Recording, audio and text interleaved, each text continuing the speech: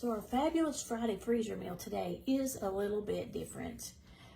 Instead of making a whole meal, I'm just making a sauce. We're making some spaghetti sauce, and you can have a bag of spaghetti sauce in the freezer, so when you decide that spaghetti is what you want, you just pull out a bag and thaw it in the refrigerator for the day, and then that evening you got spaghetti sauce. All you gotta do is make that spaghetti. So let me show you how I'm doing it. First thing you do is cook your ground beef, and I like ground beef and sausage a mixture. So I put 1 pound of lean ground beef into a skillet with 1 pound of lean sausage. It's Italian sausage. And I cook those, and I added an onion, a diced onion, and salt and pepper. And after you do that, you're going to put that into your crock pot. So that's where I'm at right now. All that is my meat mixture is already added here. So now I'm going to add a few tomato ingredients. One is 1 can. This is a large can. They're 20, I'm not sure if it says 24 or 28, 20 something ounces of crushed tomatoes.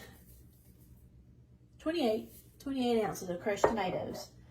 Then I've got 2 cans of the 14.5 ounce diced tomatoes. And if you get some diced tomatoes with some spice, like Italian spices like basil or oregano or things like that, that works fine. So there's 1 can.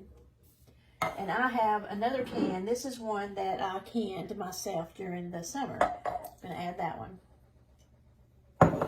And then we're going to add this can. I won't use the whole one of this. It's a 12 ounce. You really just need a 6 ounce can of tomato paste. So I'm going to put about half of this one in. There's the tomato paste. This does make a good bit, so you're going to have 2 or 3 bags in your freezer whenever you're ready to make spaghetti. Now we're going to add a sugar. And I know sugar sounds weird. It's only 2 tablespoons, but it does help to kind of fight that the acid from the tomatoes, and it gives it, I think, a good flavor. You could probably leave out sugar if you wanted to, but I like a little sugar in my spaghetti sauce. 2 tablespoons of parsley. If you have fresh parsley, you can do 1/4 of a cup. Then I'm adding basil, 1 tablespoon of basil, and 1 tablespoon of oregano. Okay, there's quite a few spices in that. I did not tell you, I forgot to tell you that I put garlic in with the meat mixture. Whenever I cooked the meat in the beginning, I had onions and garlic included. I forgot to tell you about the garlic. It'll be in the recipe at the top of the video. So we're just going to stir this up. The slow cooker is on high. I want this to cook for 2 to 3 hours. And this is going to be kind of a thick spaghetti sauce. I like my sauces to be thick. So I kind of like this, one reason why I like this recipe. But if you do want it thinned out a little bit, you could add a little tomato juice, a little bit more diced tomatoes if you wanted to. But we're going to let this cook in the slow cooker for 2 to 3 hours, and then we're going to put it in bags. So when we come back, I'll show you how to bag it up. See you in a bit.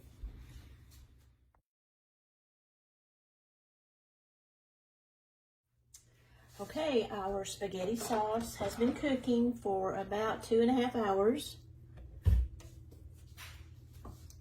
and it's ready to put in bags and put in the freezer.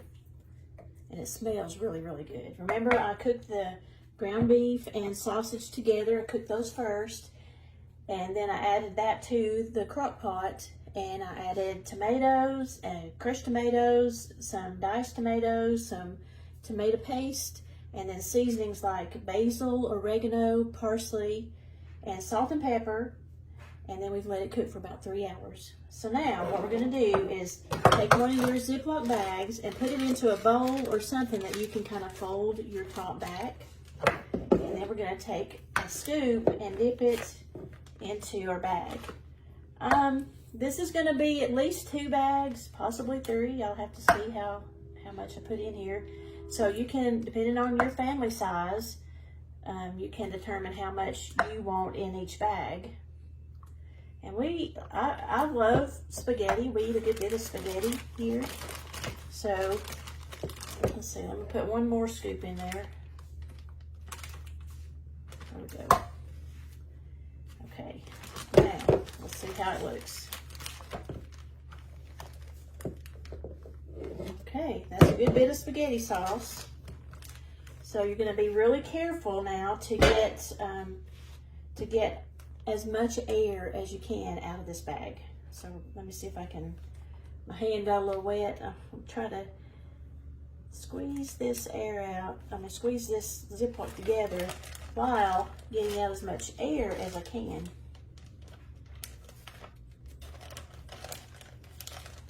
I'm going to get at least 2 bags out of this. I may end up with 3. There we go. There we go. That's some good looking spaghetti sauce.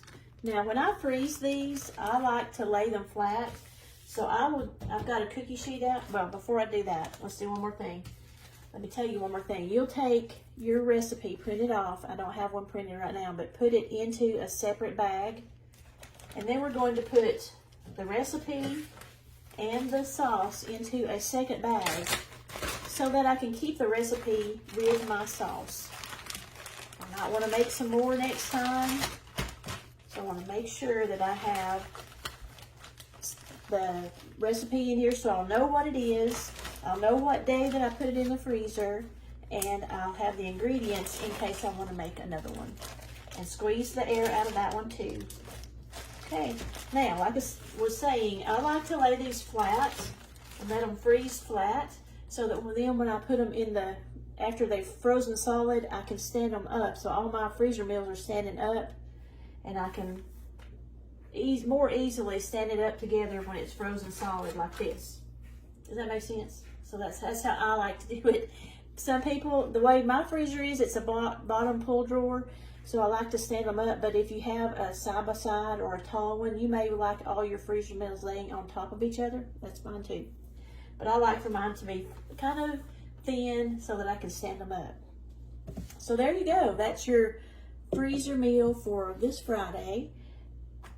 Do some spaghetti sauce and have it in the freezer. So you don't have to go buy those jars of sauce that really aren't as good as homemade. And this can also be used as a marinara for a pizza or dipping some cheese sticks. Yeah, this would be some nice sauce for a lot of things. So go make some spaghetti sauce for yourself. Bye, y'all.